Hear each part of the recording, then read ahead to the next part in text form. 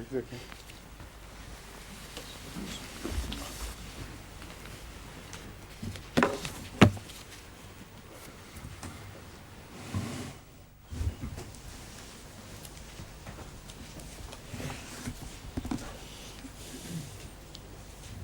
آج 48 آیت سے شروع پہ نشان لگا ہوا ہے نا آپ کا.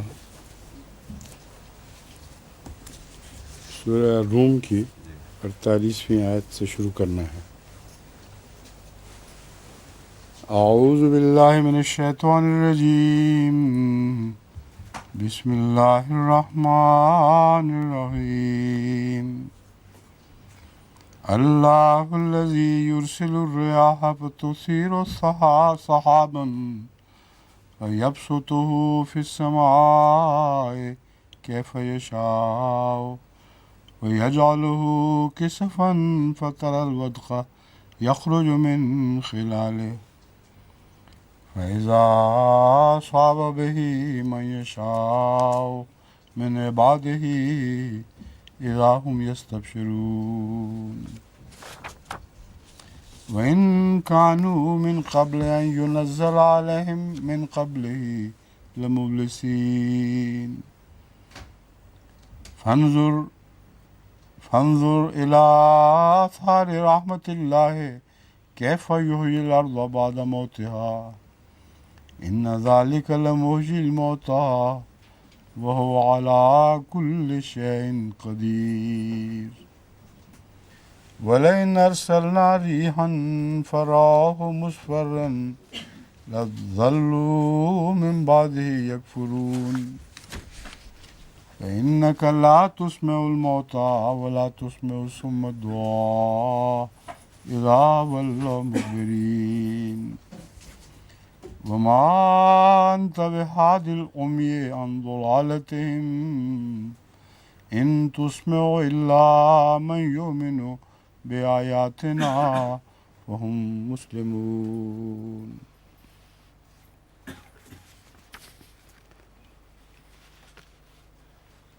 میں نے جو تلاوت شروع کی ہے اعوذ باللہ کے بعد بسم اللہ بھی پڑھی ہے، حالانکہ اکثر قاری خواہ احمدی ہوں یا غیر احمدی ہوں اگر قرآن کریم کو بیچ سے شروع کریں تو بسم اللہ نہیں پڑھتے. بسم اللہ سورت کے آغاز میں آتی ہے، لیکن میرے نزدیک بسم اللہ پڑھنا جائز ہے، کیونکہ بسم اللہ سارے قرآن کے مضمون کے سر پر ہوتی ہے، اس ساری سورت کے سر پر ہوتی ہے، اور اس کا تعلق صرف اسی حصے سے نہیں جو بسم اللہ کے مان بعد پڑھا جائے. اس لیے بھی کہ ہر اچھے فعل سے پہلے رسول اللہ صلی اللہ علیہ وسلم بسم اللہ پڑھا کرتے تھے. اس لیے میں نے اپنا دستور یہ بنا رکھا ہے کہ بسم اللہ بیچ میں پڑھتا ہوں. لیکن جب پڑھتا ہوں تو آپ لوگ جو سمجھتے ہیں کہ نہیں پڑھنی چاہیے اعتراض کیوں نہیں کرتے؟ سوال تو یہ ہے. کئی دفعہ میں اس خیال سے انتظار کرتا ہوں کہ کوئی تو سوال اٹھائے گا کہ کیوں کر رہے ہو، اب اٹھاتے نہیں. اب گزشتہ 3 جمعوں سے ایک بات ہو رہی ہے جس پر آپ لوگوں نے کوئی سوال نہیں اٹھایا. پہلی دفعہ جب میں نے دوسری بیٹھنے کے بعد اٹھا ہوں، جب الحمدللہ نحمدہ و نستعینہ ونستغفرہ کی طرح پڑھا، تو اس کے بعد جس طرح نکاح پر اعوذ باللہ من الشیطان الرجیم پڑھا جاتا ہے، اس وجہ سے کہ آگے وہ صورت ہے جس کا آغاز ہے، یعنی اس کے مان بعد وہ صورت آتی ہے جو سورہ نساء کی پہلی آیات ہیں، یا ایھا الناس اتقوا ربکم الذی خلقکم، اس لیے وہ پڑھا جاتا ہے ہمیشہ. لیکن یہاں عموماً یہی دستور میرے علم میں ہے کہ نہیں پڑھا جاتا. پہلی دفعہ میں نے غلطی سے پڑھ دیا تھا اور کسی نے اعتراض نہیں اٹھایا، نہ ربا سے کوئی چٹھی آئی نہ کوئی فیکس ملی.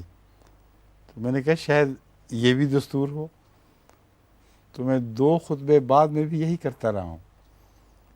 باقی 2 دفعہ میں نے عمدن ایسا کیا، بھول کے نہیں کیا، کہ دیکھوں تو صحیح کیا کہتے ہیں سارے. نقصان تو کوئی نہیں تھا پڑھنے میں وہ تو اعوذ باللہ ہی پڑھی گئی ہے، لیکن اگر یہ فرض کرو سنت نہیں تھی اور ایسا نہیں پڑھا جاتا تھا تو کسی کو مجھے ضرور توجہ دلانی چاہیے تھی۔ صرف میں پرائیویٹ سیکرٹری صاحب کی آنکھوں میں اچانک ایک رنگ آتا جاتا دیکھا کرتا تھا جو سامنے بیٹھے ہوتے تھے۔ جب بھی میں نے اعوذ باللہ پڑھی تو پرائیویٹ سیکرٹری صاحب تھوڑے سے بے چین ہوئے، لیکن میں منتظر تھا کوئی بتائے مجھے، کوئی پوچھے تو صحیح کہ کیا ہو رہا ہے۔ اس لیے آج کے بعد میں وہی پرانا دستور اختیار کروں گا اپنا، لیکن میں بتا اس لیے رہا ہوں کہ کل ایک ملنے والی آئیں اور اتنی پریشان تھیں اس بات پر جیسے کہ قیامت ٹوٹ پڑی ہو۔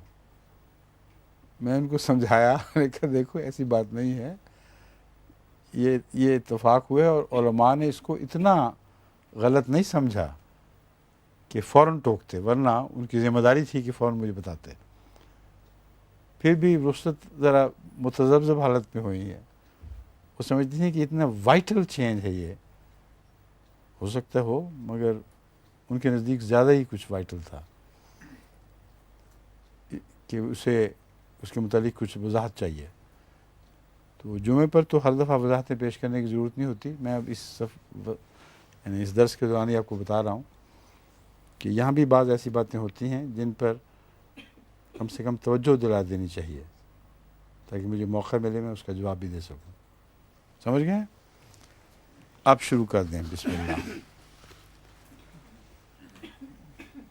بسم اللہ والا موقف تو میں اپنا پہلے بھی بیان کر چکا ہی کئی دفعہ کہ قرآن کریم کے بیچ میں میرے نزدیک پڑھی جا سکتی ہے اس مقصد کے پیش نظر جو میں نے بیان کیا ہے۔ اللہ الذی یرسل الریاح فتثیر سحابا فیبسطہ فی السماء کیف یشاء۔ اللہ وہ ذات ہے جو ہواؤں کو بھیجتی ہے۔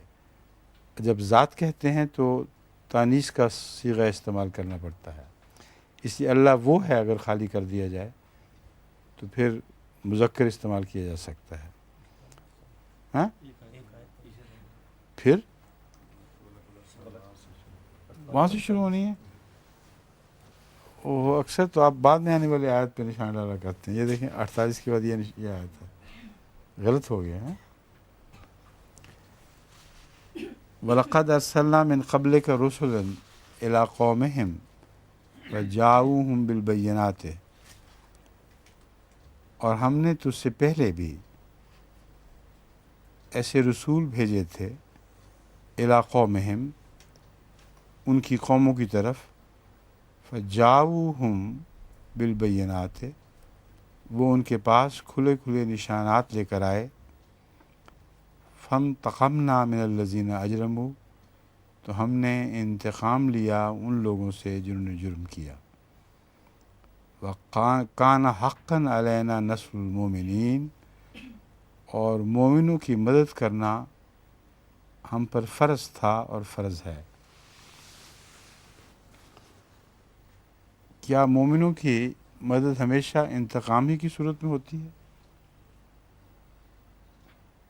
یہ سوال ہے۔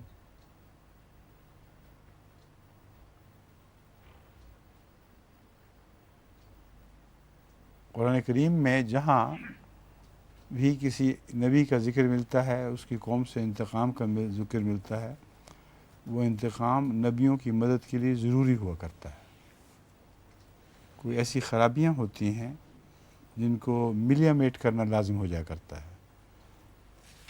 اس نقطۂ نگاہ سے اب جب قرآن تاریخ پر نگاہ ڈالیں تو اس آیت کی سمجھ آ جائے گی۔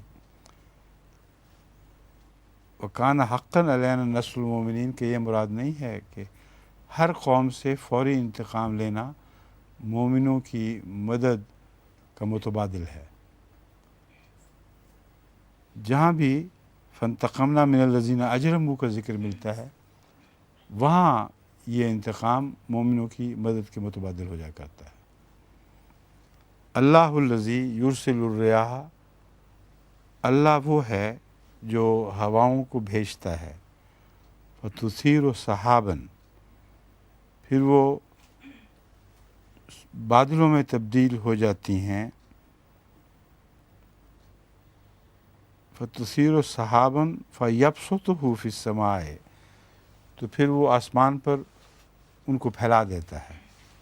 بادل جب اٹھتے ہیں تو ابھی ایک دوسرے سے ٹکڑیاں الگ الگ نہیں ہوئی ہوتی، جب بخارات اٹھتے ہیں تو سارے سمندر پر ایک پھیلے ہوئے بادل کا سایہ سا پڑ جاتا ہے، تو اللہ تعالیٰ اسے پھیلا دیتا ہے فی السماء کیف یشاء، جس طرح بھی وہ چاہے، جس کا مطلب یہ ہے کہ آسمان پر بخارات کا پھیلنا اتفاقی نہیں ہوتا، اس کو پھیلانے میں بھی ایک خاص مقصد پیش نظر ہوتا ہے کہ اس طرح پھیلایا جائے گا تو یہ بالآخر بادلوں میں تبدیل پانی برسانے والے بادلوں میں تبدیل ہو سکتا ہے۔ چنانچہ اس مضمون کو آگے بڑھاتا ہوا اللہ تعالیٰ فرماتا ہے وَيَجْعَلُهُ كِسَفًا فَتَرَى الْوَدْقَ يَخْرُجُ مِنْ خِلَالِهِ، اور پھر وہ اسے گاڑھی بدلیوں کی صورت میں تقسیم کر دیتا ہے۔ فَتَرَى الْوَدْقَ يَخْرُجُ مِنْ خِلَالِهِ، تو بارش کو دیکھتا ہے کہ ان کے بیچ سے برستی ہے۔ فَإِذَا أَصَابَ بِهِ مَن يَشَاءُ مِنْ عِبَادِهِ إِذَا هُمْ يَسْتَبْشِرُونَ، پس جب یہ بارش ایسے لوگوں پر برستی ہے جو وہ اسے جس کی ان کو ضرورت جن کو اس کی ضرورت ہوتی ہے، تو وہ اس پر بہت خوش ہونے لگتے ہیں۔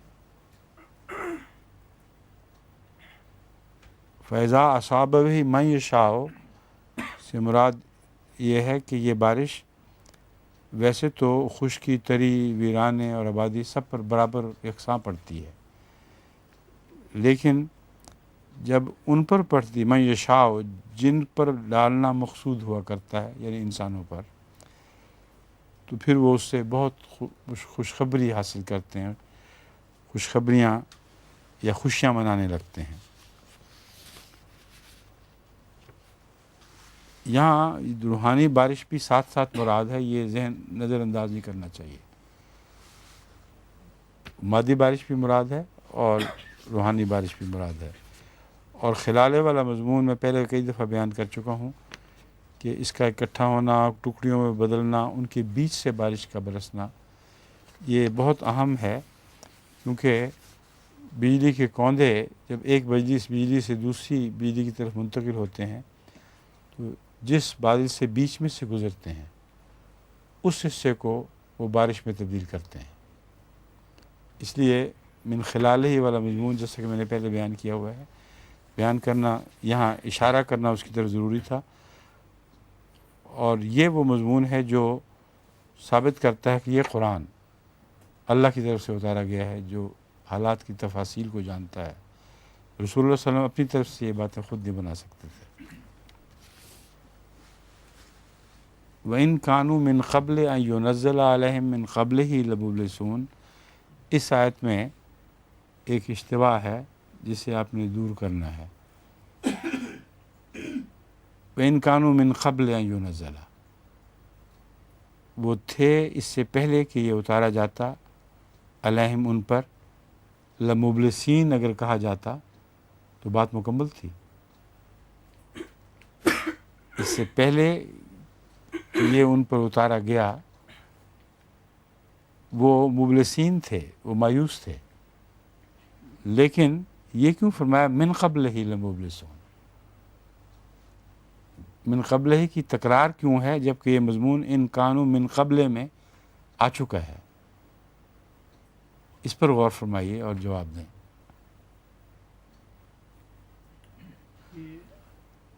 حضور نے جیسے اشارہ فرمایا کہ روحانی بادل بھی ساتھ چل رہا ہے، تو یہ بار بار انسان مایوس ہو جاتا ہے روحانی اور مادی بادل سے۔ مگر جسمانی طور پر پہلے بھی ایسا ہوتا ہے، صرف اس بار نہیں ہوا۔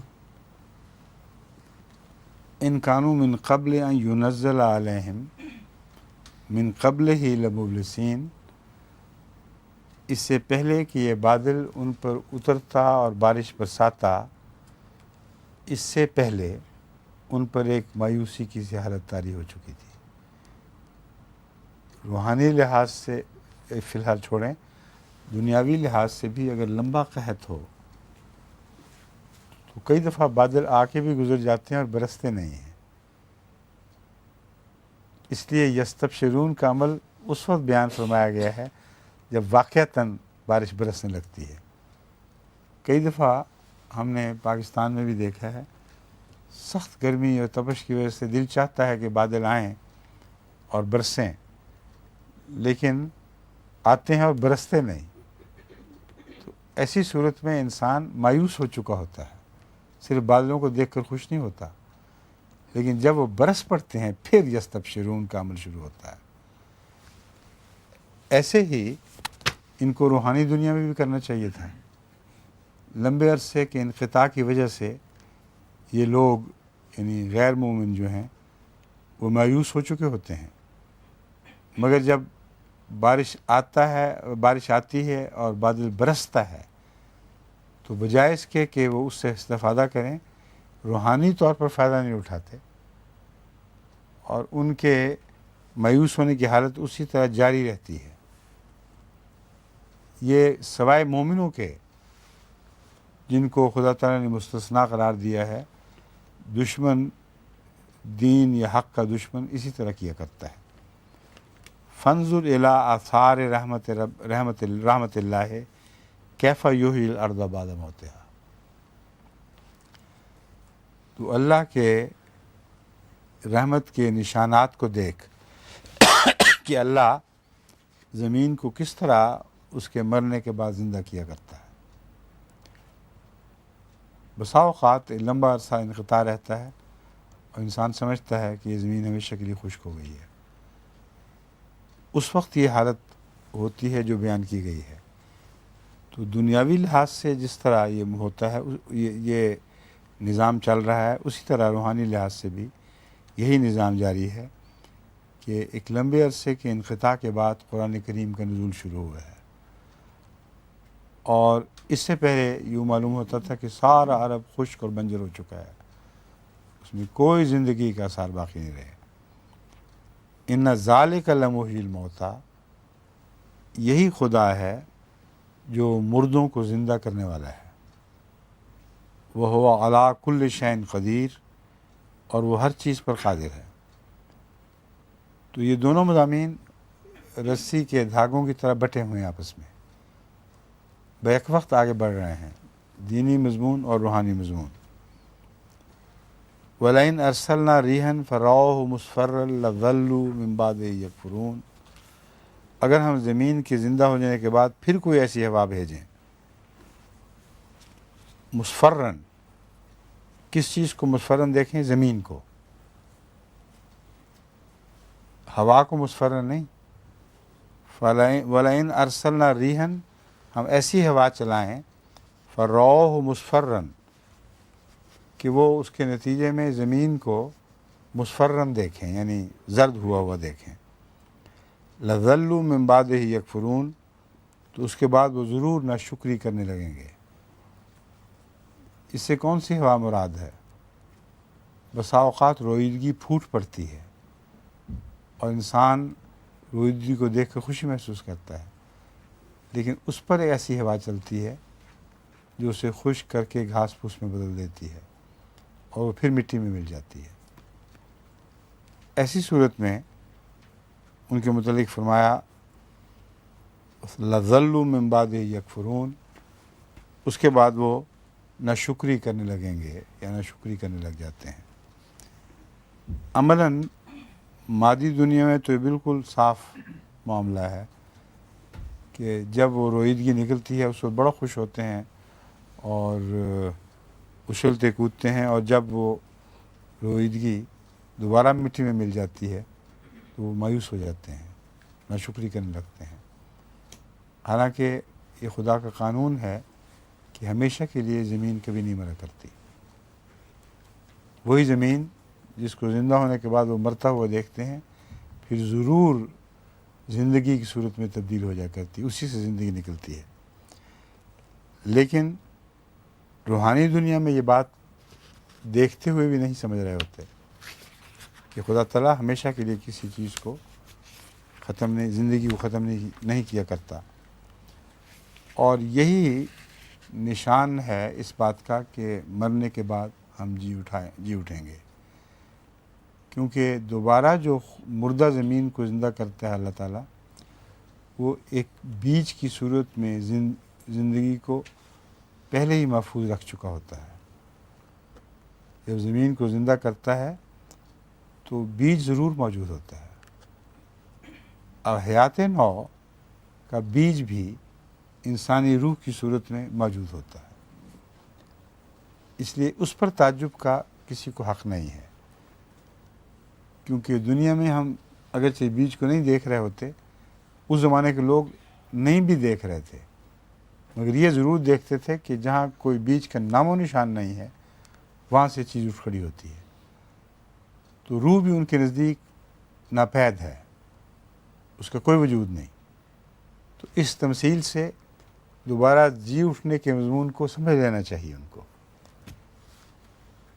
بس اللہ تعالیٰ جس نے جب کچھ بھی نہیں تھا زندگی کو پیدا فرمایا، تو جب کچھ نہ کچھ تھا اس سے دوبارہ اخروی زندگی کو پیدا کرنا اس کے لیے کچھ بھی مشکل نہیں ہے۔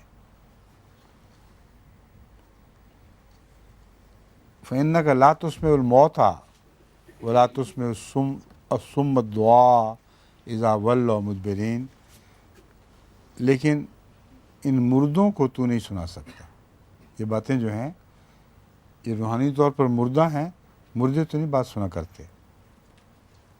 وَلَا تُسْمِعُ الصُّمَّ الدُّعَاءَ، اور نہ تو بہروں کو اپنی پکار سنا سکتا ہے، اذا ولوا مدبرین، جب وہ پیٹھ پھیرتے ہوئے واپس چلے جاتے ہیں۔ یہاں موتا اور بہرے جن کا ذکر کیا گیا ہے، ان میں کون سے دو طبقات ہیں؟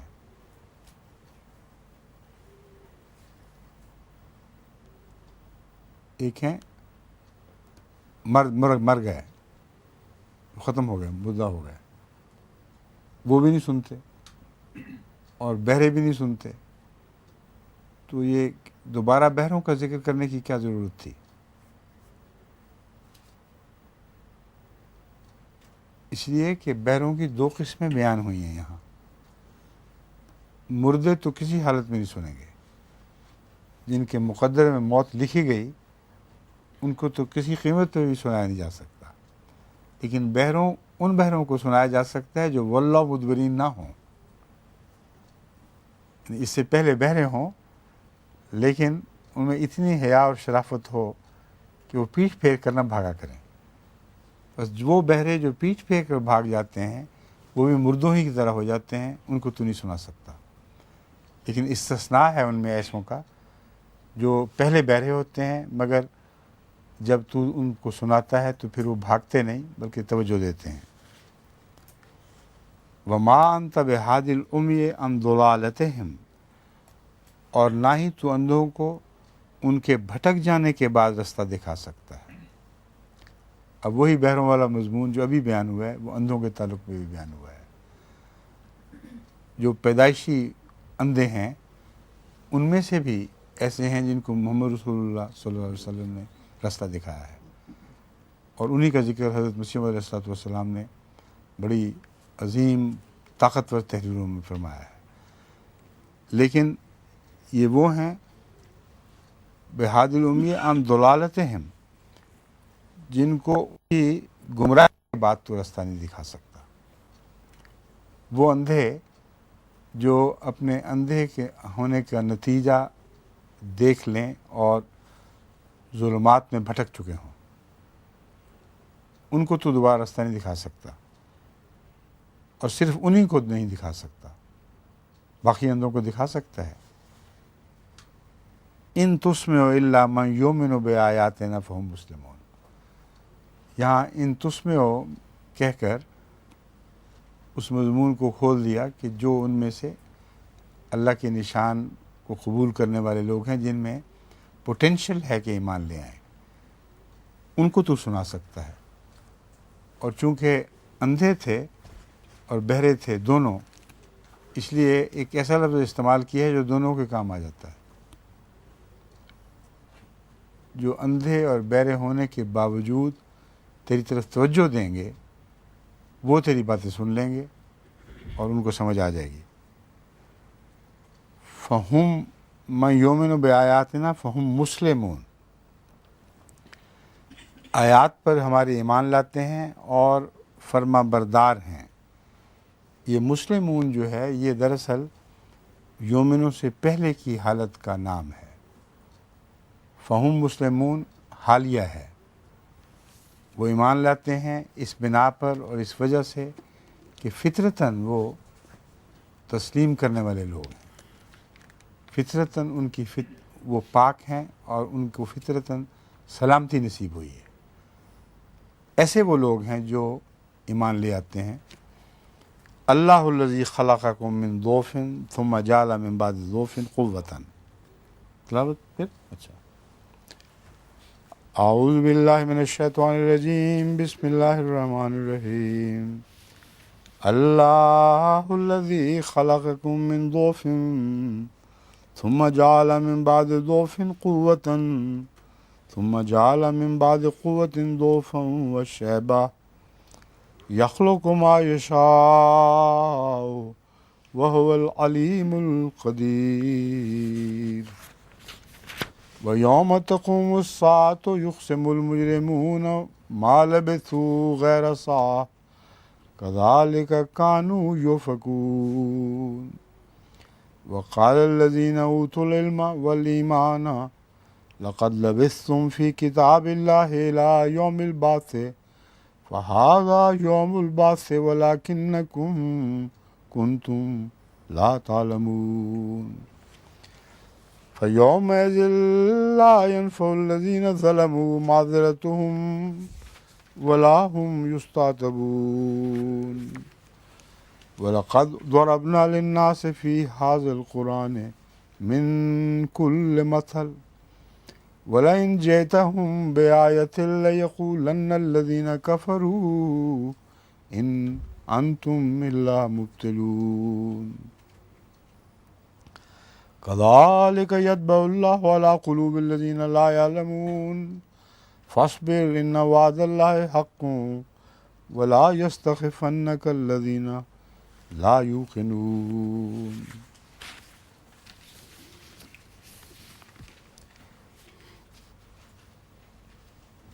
فإنك لا تسمع الموتى ولا تسمع الصم الدعاء. یہ ہو چکا ہے. ہاں اللہ الذی سے شروع کرنا. اللہ وہ ہے جس نے تمہیں ضعف سے پیدا کیا، ثم جعل من بعد ضعف قوة، اور پھر اس نے اس کے بعد ضعف کو قوت میں تبدیل کر دیا. پھر اس قوت کے بعد دوبارہ ضعف کی طرف لوٹا دیا. من بعد قوت ضعف کو دوبارہ بنایا. وشیبہ اور بڑھاپا پیدا کیا. یخلق ما یشاء وهو العلیم القدیر. وہ جو چاہے وہ تخلیق فرماتا ہے اور بہت جاننے والا اور قدرت والا ہے. خلقکم من ضعف سے کیا مراد ہے ڈاکٹر صاحب؟ یہ انسانی اور روحانی دونوں اور اختلاف ہوتا ہے. بچپن میں بچہ جو ہے ضعف کی حالت میں ہوتا ہے. خلقکم من ضعف اس کی پیدائش ہی ضعف کی حالت میں ہوتی ہے. پیدا ہونے کے بعد ضعف نہیں ہے صرف، بلکہ اس کی تخلیق کا آغاز ضعف کی حالت میں ہوتا ہے. وہ ایسا ضعف ہوتا ہے کہ آپ کو دکھائی بھی نہیں دیتا ننگی آنکھ سے، اور وہ ضائع ہو جائے تو کچھ پتہ نہیں لگے گا کیا ضائع ہوا. تو وہاں سے تخلیق کا آغاز ہوا ہے. ایسے ضعف کی صورت میں جو رفتہ رفتہ تخلیق انسانی پر منتج ہوا، اور وہاں سے پھر ضعف قوت میں بدلنا شروع ہوا، یہاں تک کہ انسان جوان ہو جائے اور اس کی تمام طبی طاقتیں اپنے عروج کو پہنچ جائیں، یعنی جتنا بھی ان کا عروج مقدر ہے. اس نے تمہیں ضعف سے پیدا کیا. ثم جعل من بعد ضعف قوة، اور یہی اطلاق انسانی زندگی کے علاوہ ہر دوسری زندگی پر ہوتا ہے. یہ قاعدہ کلیہ ایسا ہے جو صرف انسان پر اطلاق نہیں پاتا، بلکہ تمام نظام کائنات جو زندگی سے تمام نظام جو زندگی سے تعلق رکھتا ہے ہر ایک میں یہی مضمون ہے. کوئی چیز موجود ہے جس سے آگے پیدا ہو رہی ہے، اس لیے یہاں بد الخلق مراد نہیں ہے، بلکہ ہر چیز کا ایک آغاز ہے جو تمہیں دکھائی نہیں دیتا، انتہائی کمزور آغاز ہوتا ہے جس سے خدا تعالیٰ قوت میں تبدیل فرماتا رہتا ہے. وہ بیج جس کی مثال دی گئی ہے اوپر، وہ بھی ایک ذوف کی حالت تھی زمین کی، جسے اللہ تعالیٰ نے دوبارہ زندہ فرما دیا. اس نے تمہیں ذوف سے پیدا کیا، پھر اس ذوف کے بعد قوت عطا فرمائی،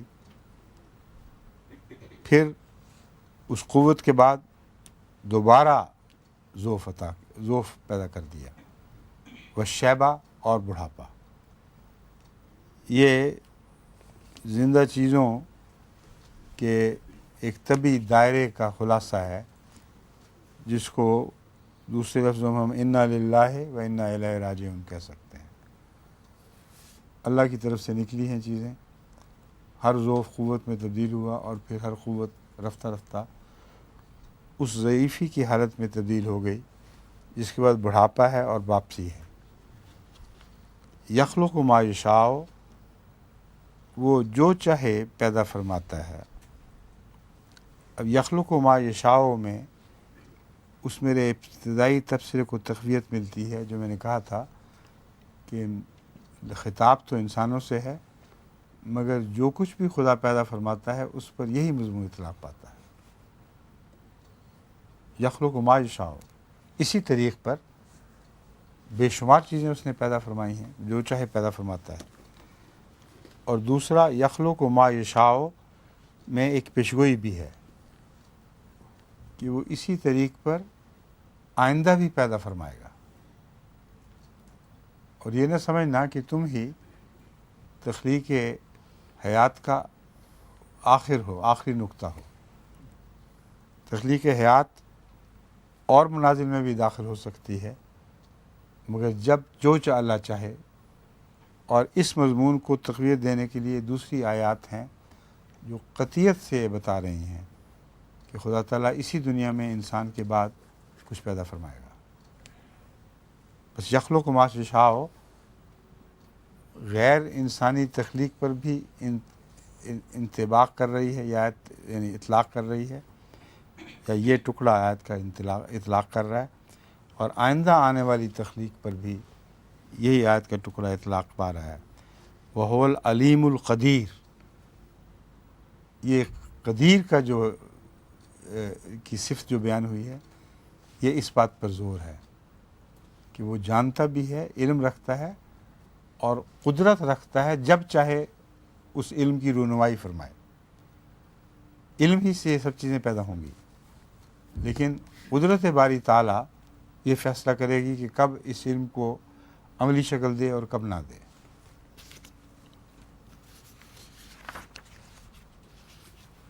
وَيَوْمَ تَقُومُ السَّاعَةُ يُقْسِمُ الْمُجْرِمُونَ مَا لَبِثُوا غَيْرَ سَاعَةٍ، اور جب قیامت برپا ہوگی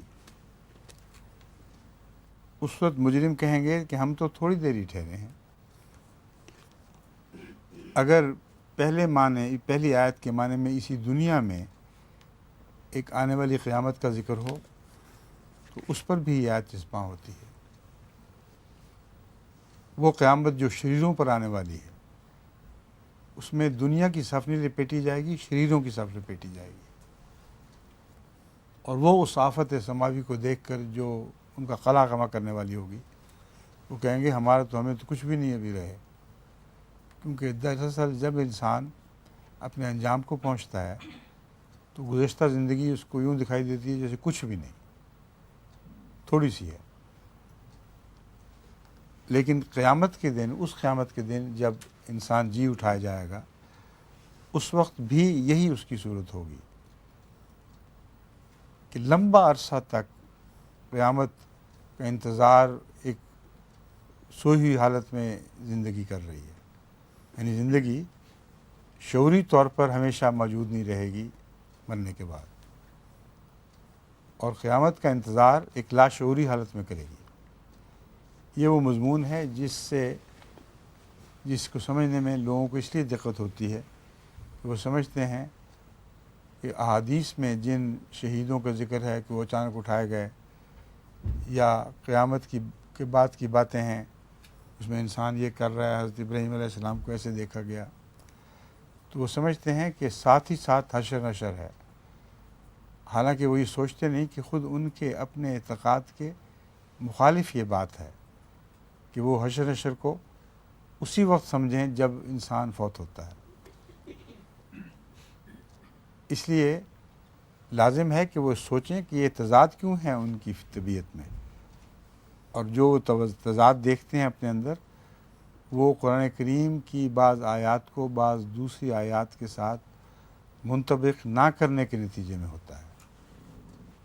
قرآن کریم نے دونوں باتیں بیان فرمائی ہیں، ایک فوری طور پر جب انسان قبر میں جاتا ہے تو اسے ایک عذاب قبر بھی نصیب ہوتا ہے، یا اسے جنت کی خوشخبریاں بھی ملتی ہیں، اور اس مضمون کو حضرت صلی اللہ علیہ وآلہ وسلم نے تفصیل سے بیان فرمایا ہے۔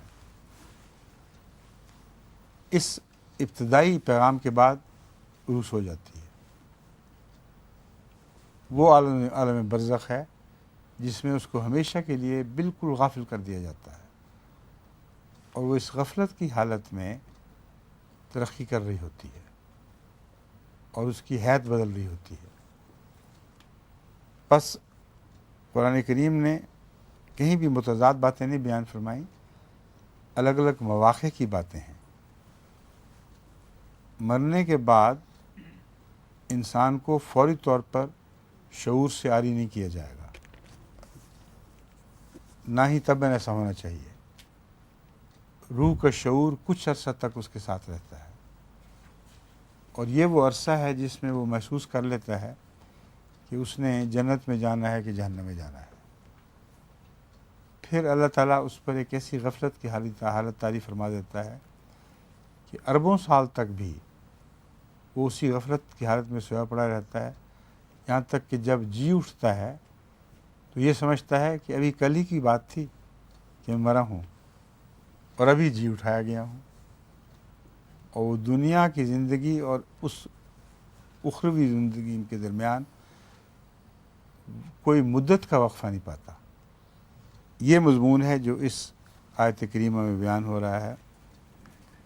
وقال الذین اوتوا العلم والایمان، پہلے ہو چکا ہے نا، غیر ساعت، اور یوم تقوم الساعۃ یقسم المجرمون، جس دن قیامت کھڑی ہوگی تو قسمیں کھائیں گے مجرم لوگ، ما لبسوا غیر ساعت، کہ وہ زمین پر ایک لہجے کے زفا نہیں ٹھہرے۔ کذالک کانوا یؤفکون، اسی طرح وہ بھٹکا دیے جاتے تھے، یعنی پہلے بھی ان کے ساتھ یہی ہوتا رہا ہے۔ یہ آیت بہت ہی توجہ کی مستحق ہے کہ اس وقت مجرم صرف کہیں گے، یہ نہیں فرمایا کہ مومن بھی یہی کہیں گے، مجرم لوگ یہ کہیں گے کہ ہم تو ایک لہجہ کے سوا دنیا میں نہیں ٹھہرے۔ اس کے کیا کیا ممکن معنی ہو سکتے ہیں؟ کیوں جی؟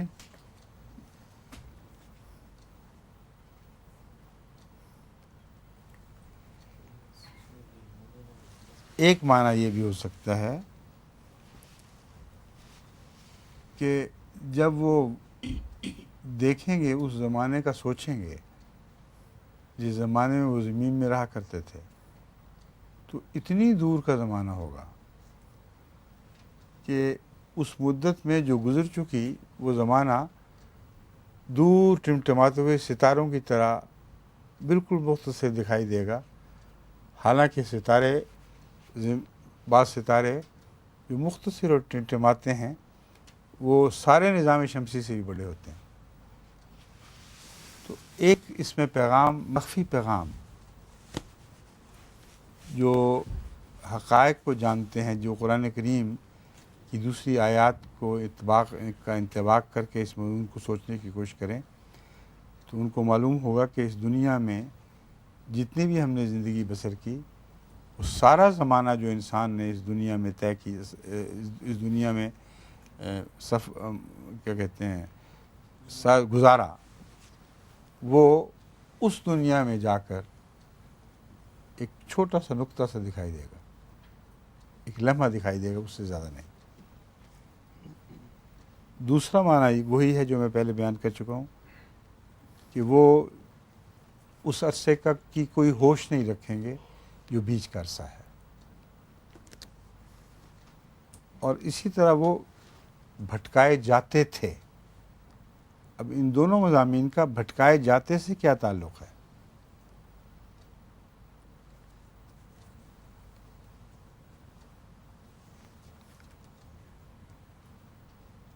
ان کے اندازے اس بنا پر غلط ہوتے رہے ہیں ہمیشہ کہ پہلے دنیا میں جب منہمک رہے تو بہت بڑھ کر باتیں کی کہ اب ہم زمانے کے مالک ہیں، لیکن جب وہ ختم ہونے کو آیا تو ساری زندگی مختصر دکھائی دی۔ بہت دیر میں ان کو احساس، ان کا شعور بیدار ہوتا ہے کہ ہم نے وقت کو ضائع کر دیا ہے۔ بس یہی وہ طرز فکر ہے جس نے دنیا میں بھی ان کو بھٹکائے رکھا اور غافل کیے رکھا۔ اس لیے لفظ مجرم کا لفظ یہاں استعمال ہوا ہے۔ جہاں تک مومن ہیں وہ ان سب باتوں کو ایمان کے لحاظ سے قبول کرتے ہیں، لیکن وہ بھٹکائے نہیں گئے اس وجہ سے۔ وہ جانتے ہیں کہ ہر چیز ختم ہو جانی ہے، اور جب تک ہم زندہ ہیں، جب تک ہمارا بس چلے، خدا کی دی ہوئی توفیق سے بہترین استفادہ کرنا چاہیے۔ وقال الذین اوتوا العلم، وہ لوگ جن کو علم دیا گیا ہے، والایمان، اور ایمان عطا فرمایا گیا ہے، وہ یہ کہیں گے لقد لبثتم فی کتاب اللہ الی یوم البعث، کہ تم اگرچہ باشعور طور پر تو اس دن تک زندہ نہیں رہے، مگر اللہ کی کتاب میں اس کی تقدیر کے لحاظ سے تم اس تمام عرصہ زندہ رہے ہو۔ باشعور تو نہیں رہے مگر موجود رہے ہو۔ کس حالت میں موجود رہے ہو تمہیں پتہ نہیں، لیکن خدا کی کتاب میں جو تقدیر کی کتاب ہے، جو کسی چیز کو نہیں چھوڑتی، اس میں یہ تمام باتیں لکھی ہوئی ہیں، اور لکھی ہوئی سے مراد یہ ہیں کہ وہ ایک مقدر ہیں جن کو ٹالا نہیں جا سکتا۔ تو وہ یہ کہیں گے کہ ہمیں تو ایمان تھا ان باتوں پر پہلے ہی، ہم تو جانتے تھے کہ یہ ہونے والا ہے، تم نے غفلت کی عمر میں حالت میں اپنی عمر ضائع کر دی، حالانکہ تقدیر الہی میں مقدر تھا کہ تمہاری یہ غفلت تبدیل کی جائے گی، اور بالآخر تمہیں ہوش عطا کی جائے گی، اور تم اپنی آنکھوں سے دیکھو گے کہ آئندہ کیا ہونے والا ہے، اور گزشتہ اعمال کا اس وقت حساب لیا جائے گا۔ فَهَذَا يَوْمُ الْبَعْثِ وَلَٰكِنَّكُمْ كُنْتُمْ لَا تَعْلَمُونَ، اس یوم بعث سے غافل تھے تم، اور اسی وجہ سے یوفکون کا عمل تھا۔ اگر یوم بعث کا احساس رہتا تو کبھی بدعمالیاں نہ پیدا ہوتی۔ یوم آخرت پر ایمان لانے کی وجہ یہ ہے کہ اگر یوم الآخرت پر ایمان آپ بے ضرور سمجھیں تو اس دنیا میں انسان تمام جرائم کے ساتھ جب فوت ہو تو اس کا مرنا ایک نجات کا رستہ ہوگا، لیکن یہ نجات کا رستہ نہیں ہے جو ہمیں نجات کا دکھائی دیتا ہے۔ یہ سوال جواب کے قریب تر ہونے کا ایک رستہ ہے جس کے بعد ہمارے اعمال کا حساب لیا جانا ہے۔ کنتم لا تعلمون میں یہ مضمون ہے کہ تمہیں چونکہ علم نہیں تھا کہ حساب ضرور ہونا ہے، اس لیے بھٹکے رہے ہو، جو مرضی کرتے رہے۔ فَيَوْمَئِذٍ لَا يَنفَعُ الَّذِينَ ظَلَمُوا مَعْذِرَتُهُمْ وَلَا هُمْ يُسْتَعْتَبُونَ، اور یہ وہ دن ہے، فَيَوْمَئِذٍ، پس اس دن، لا يَنفَعُ الَّذِينَ ظَلَمُوا مَعْذِرَتُهُمْ، وہ لوگ جنہوں نے ظلم کیا، میں کہا گرم پانی بھیجیں، یوم لا ینفع الذین ظلموا، اس دن جن لوگوں نے ظلم کیا، یہ دن یا یہ وقت جو آنے والا ہے ان کو کوئی فائدہ نہیں دے گا، یعنی وہ فائدہ نہیں حاصل کر سکیں گے. فَيَوْمَئِذٍ لَا يَنْفَعُ الَّذِينَ ظَلَمُوا میں جہاں تک میں سمجھا ہوں ضمیر الذین کی طرف ہے نا. ہاں معاف کریں، اب سمجھ ٹھیک ہے، اس لیے میں اٹک گیا تھا اس کے ترجمے میں. ان کی معذرت ان کو فائدہ نہیں دے گی. فَيَوْمَئِذٍ بس اس دن وہ لوگ جنہوں نے ظلم کیا ان کی معذرت ان کو کوئی فائدہ نہ دے گی. وَلَا هُمْ يُسْتَعْتَبُونَ اور نہ وہ معذور سمجھے جائیں گے. جزاک اللہ، شکریہ. وہ چھوڑ دیں.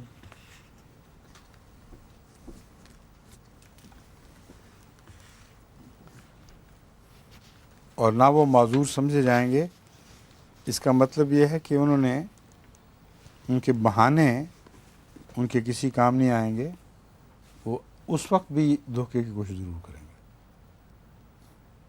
ان کی خصلت بن چکی ہے دھوکہ دینا اور اپنے گناہوں اور ظلموں کو چھپانا. قیامت کے دن اللہ کے حضور بھی وہ یہی چلاکیاں کرنے کی کوشش کریں گے کہ نہیں ہم نے تو نہیں کچھ اس طرح کیا، یہ ہو گیا تھا، وہ ہو گیا تھا. مگر وہ دن ایسا ہے کہ اس دن یستعتبون نہیں ہوں گے، یعنی وہ معذور نہیں سمجھے جائیں گے. وَلَقَدْ ضَرَبْنَا لِلنَّاسِ فِي هَذَا الْقُرْآنِ مِنْ كُلِّ مَثَلٍ اور ہم نے اس قرآن میں للناس لوگوں کے لیے ہر قسم کی مثال بیان فرما دی ہے. بنی نوع انسان الناس سے مراد. وَلَئِنْ جِئْتَهُمْ بِآیَةٍ لَيَقُولَنَّ الَّذِينَ كَفَرُوا إِنْ أَنْتُمْ إِلَّا مُبْطِلُونَ لیکن جب بھی تو ان کے پاس کوئی نشان لے کر آئے تو یقیناً وہ یہ کہیں گے کہ تم تو محض جھوٹے ہو.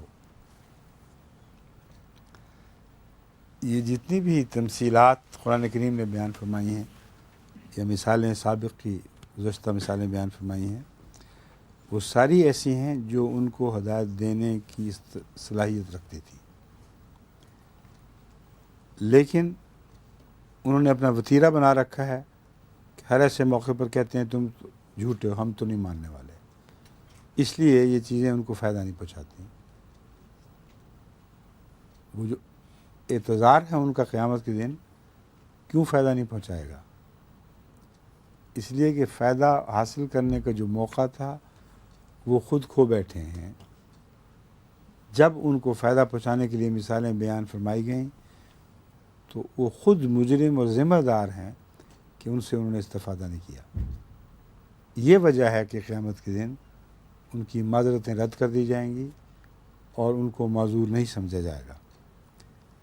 کذالک یطبع اللہ علی قلوب الذین لا یعلمون اللہ تعالیٰ ان لوگوں کے دلوں پر جو نہیں جانتے اس طرح مہر فرمایا کرتا ہے. یعنی مہر فرمانے کی ان پر مہر لگانے کی وجہ وہ خود ہوتے ہیں. فعل نتیجہ کے طور پر اللہ تعالیٰ ظاہر فرماتا ہے، لیکن وہ اس مہر لگانے کے مستحق خود بنتے ہیں، اس کے سزاوار خود بنتے ہیں. یہ مضمون ہے ختم اللہ علی قلوبہم کا. کبھی بھی اللہ تعالیٰ کسی پر زیادتی نہیں کرتا، بلکہ مہریں لگوانے کے لیے پہلے ہی تیار بیٹھے ہوتے ہیں. انہوں نے خود ہی تیار کیا ہوتا ہے سارا سامان. فاصبر ان وعد اللہ حق. بس یہ لوگ ماننے والے تو نہیں ہیں جن کے دلوں پر اس لیے مہر لگی ہے کہ انہوں نے فیصلہ کر لیا ہے کہ وہ فائدہ نہیں اٹھائیں گے. اب تیرے پاس اس کے سوا کیا ہے کہ فاصبر، صبر کر. ان وعد اللہ حق، اللہ کا وعدہ تو بہرحال حق ہے، اس نے تو پورا ہونا ہی ہونا ہے. وَلَا يَسْتَخِفَنَّكَ الَّذِينَ لَا يُوقِنُونَ اور وہ لوگ جو یقین نہیں رکھتے، لا یستخفنک کا وہ تیرے ساتھ استخفاف کا سلوک نہیں کر سکیں گے. وہ جھٹلاتے اس لیے ہیں کہ وہ رسول اللہ صلی اللہ علیہ وسلم اور آپ کے ساتھیوں کو کچھ بھی نہیں سمجھتے، اتنا ہلکا سمجھتے ہیں کہ جب چاہیں زمین سے اکھاڑ دیتے۔ اللہ تعالیٰ فرماتا ہے صبر کرنا صرف یہ معنی نہیں رکھتا کہ قیامت تک جیسا کہ پہلے بیان ہوا ہے ان کی بدعمالیوں کے نتیجے کا انتظار کر۔ ایک قطعی ثبوت جو ان باتوں کے سچا ہونے کا ہے وہ اس دنیا میں تجھے یوں عطا ہوگا کہ لا یستخفنک، کہ ان کی شرارتیں، ان کی کوششیں ہرگز اس زمین سے پاؤں نہیں اکھاڑ سکیں گی۔ جو یقین نہیں رکھتے، جو قیامت پر یقین نہیں رکھتے، ان کا یقین نہ رکھنے کو بے حقیقت قرار دے دیا گیا، ان کے یقین نہ رکھنے کی زمین ان سے چھین لی گئی ہے اس آیت میں۔ قیامت کے دن یقین نہیں رکھتے کہ وعدے بعد میں آنے والے ہیں مرنے کے بعد، مگر یہاں جو یہ وعدہ کیا جا رہا ہے کہ لا یستخفنک کا، یہ تو اپنی آنکھوں سے دیکھ رہے ہیں، ہر کوشش ناکام ہو رہی ہے، اس لیے ان کے پاس کوئی وجہ جواز نہیں ہے کہ آخرت پر یقین نہ رکھیں۔ بس اسی دنیا میں ان کا جھوٹا ہو جانا اس آیت کریمہ نے ثابت فرما دیا، جس دلیل کو وہ کوئی توڑ ہی نہیں سکتا۔ ہم جو احمدیت کے دشمنوں کے سامنے دلیل پیش کرتے ہیں وہ یہی دلیل ہے۔ ہر کوشش تم کر بیٹھتے ہو ہمیں خفیف سمجھ کے زمین سے اکھاڑ دینے کی، اور تمہاری ہر کوشش اس دنیا میں ناکام رہتی ہے، تو آئندہ کے وعدے اور اخروی دنیا کے وعدوں پر تمہیں یقین نہ کرنے کا جو ہم بیان کرتے ہیں، تمہیں یقین نہ کرنے کا کوئی حق نہیں ہے۔ ہمیشہ تم سے یہی سلوک ہو رہا ہے جو قرآن کریم کی آیت بیان فرما رہی ہے۔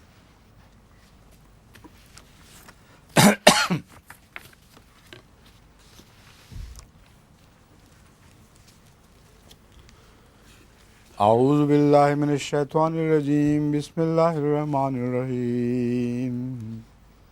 یہ سورہ لقمان ہے جس کی تلاوت کا آغاز ہوا ہے۔ اعوذ باللہ من الشیطان الرجیم، بسم اللہ الرحمن الرحیم کے معنی بارہا بیان ہو چکے ہیں، ہر سورت کے آغاز پر ہوتے ہیں، اس لیے اب الف لام میم کی بات کرتے ہیں۔ اس کے معنی بھی پہلے بیان ہو چکے ہیں، میں ہوں اللہ سب سے زیادہ جاننے والا ہے۔ تلاوت نہیں کی؟ الحمدللہ۔ الف لام میم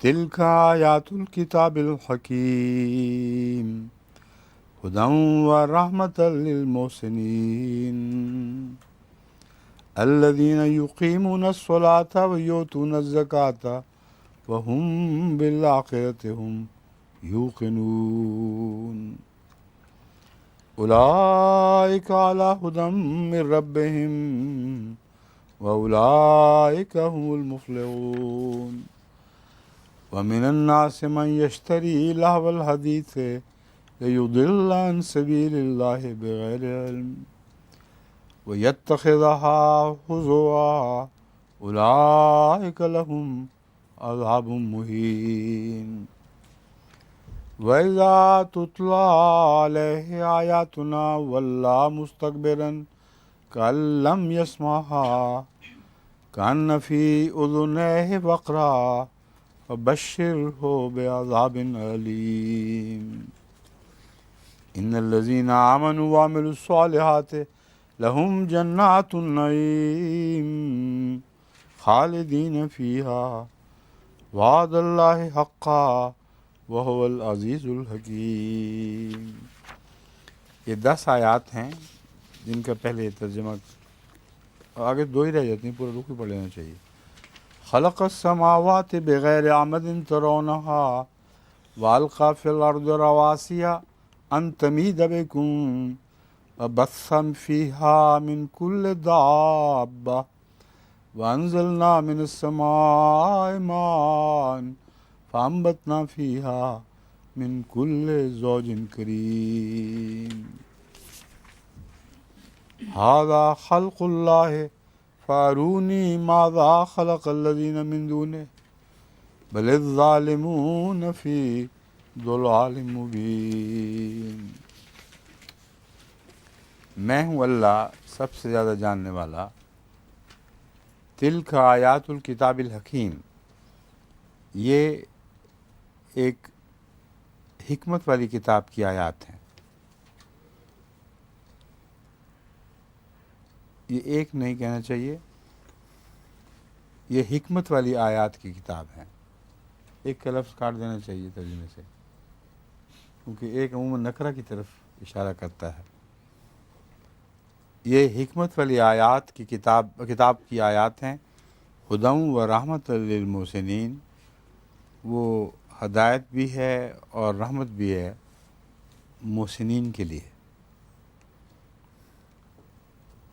اب سورہ بقرہ میں جہاں الف لام میم سے مضامین کا آغاز ہوا ہے، وہاں قرآن کریم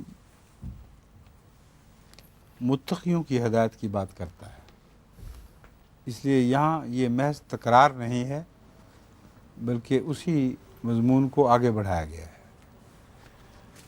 ہدی و رحمت للمحسنین، یہ کتاب جو ہے یہ ہدایت بھی ہے اور رحمت بھی ہے، محسنین کے لیے رحمت ہے، یا محسنین کے لیے دونوں باتیں اطلاق پاتی ہیں۔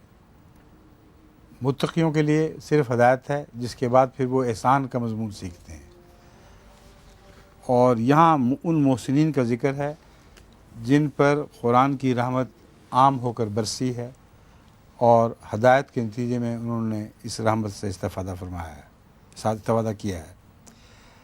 الذین یقیمون الصلاۃ ویؤتون الزکاۃ وہم بالآخرۃ ہم یوقنون، یہاں قیام الصلاۃ کا ذکر تقویٰ کے بعد نہیں بلکہ احسان کے بعد فرمایا گیا ہے، جس سے مراد یہ ہے کہ قیام الصلاۃ میں وہ احسان بھی شامل فرما لیا گیا ہے جس کی تعریف حضرت صلی اللہ علیہ وآلہ وسلم نے فرمائی کہ احسان یہ ہے کہ تو نماز کے دوران اس طرح دیکھے کہ گویا خدا تیرے سامنے کھڑا ہے اور تجھ سے مخاطب ہے، تجھے دیکھ رہا ہے۔ اگر اتنا بڑا مرتبہ حاصل نہیں کر سکتا تو اتنا ہی کر، یہ سمجھ لے کہ تو اسے دیکھ رہا ہے۔ دونوں صورتوں میں اس کا ایک بہت بڑا فائدہ انسان کو پہنچتا ہے۔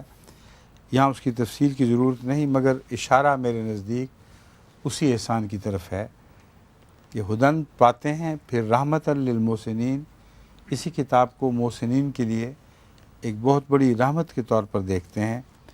وہ محسنین کون ہیں؟ یقیمون الصلاۃ، جو احسان کی حالت میں نماز کو کھڑا کرتے ہیں، ویؤتون الزکاۃ، اور زکوٰۃ بھی اسی احسان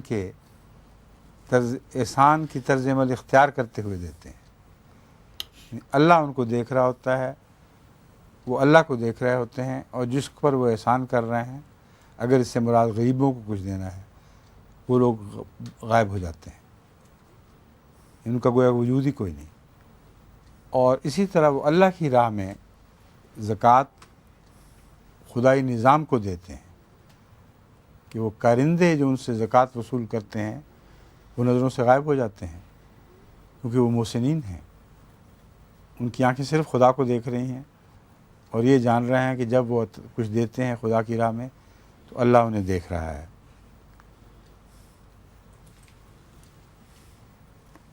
وَهُمْ بِالْآخِرَةِ هُمْ یوقنون،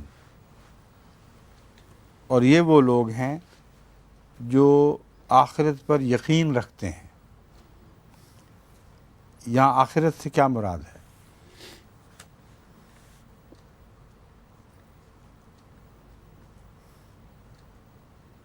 وہی آیت جو سورہ بقرہ میں ہے، اسی مضمون کی، یہ دوبارہ یہاں پھر بیان فرمائی گئی ہے۔ ہم بالآخرۃ ہم یوقنون، یہاں آخرہ سے کیا مراد ہے؟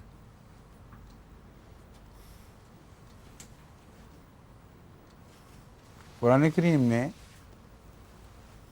آخرت کے دن کو یوم الآخرہ فرمایا ہے، یوم الآخر فرمایا ہے۔ میں نے ایک دفعہ چھان بین کی تھی اور آپ ہی کی سے یہ کروائی تھی، اس میں محض آخرہ کہہ کر مرنے کے بعد کی زندگی کی طرف قرآن کریم کی کوئی آیت اشارہ کرتی ہے یا نہیں، یہ سوال ہے۔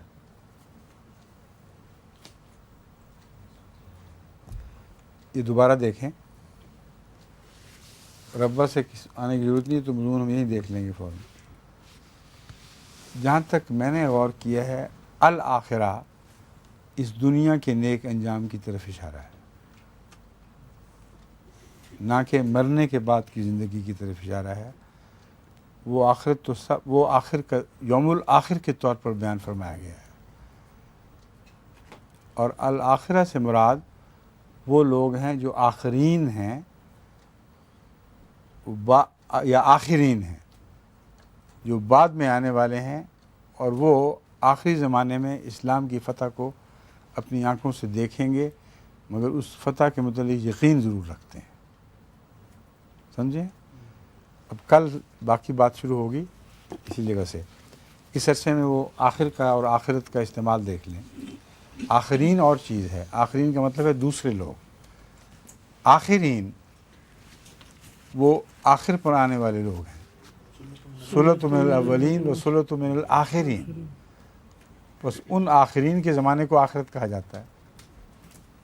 یہ سیدھی سادی بات ہے، اس لیے دوسری آیات کو سامنے رکھ کر اس حوالے سے میں کل انشاءاللہ بات شروع کروں گا۔ السلام علیکم۔